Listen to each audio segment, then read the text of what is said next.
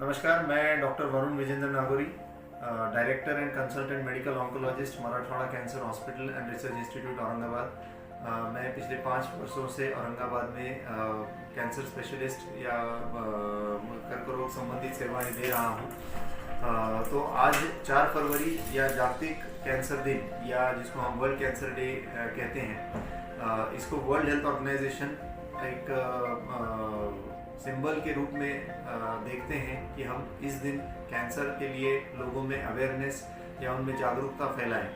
तो आज के दिन कैंसर से रिलेटेड कुछ बेसिक इन्फॉर्मेशन या कुछ मालूमात मैं आपके साथ में शेयर करना चाहता हूँ। तो सबसे बेसिक क्वेश्चन होता है कि कैंसर क्या होता है।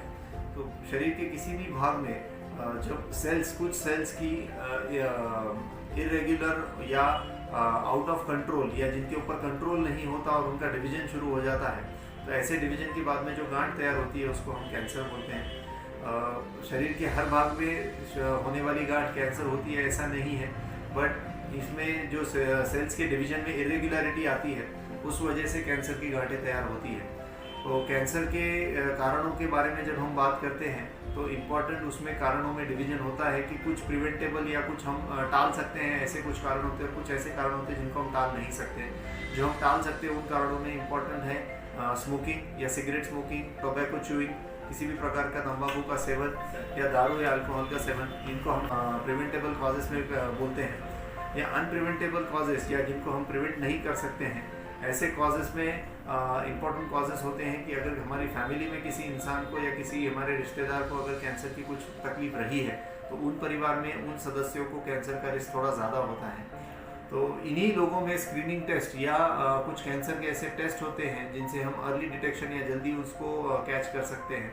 तो जिनके घरों में कुछ पर्टिकुलर कैंसर जैसे ब्रेस्ट कैंसर, ओवेरियन कैंसर या ब्लड कैंसर, इनके प्रमाण या किसी रिश्तेदार को रहा है, उनके जो फर्स्ट डिग्री या बहुत क्लोज रिलेटिव होते हैं उनको हम स्क्रीनिंग टेस्ट या जो कुछ कैंसर के ऐसे टेस्ट होते हैं जिनके करने से जल्दी उसका रिस्क या जल्दी उसका कोई लक्षण है तो पकड़ में आ जाता है, ये हम करने के लिए बोलते हैं।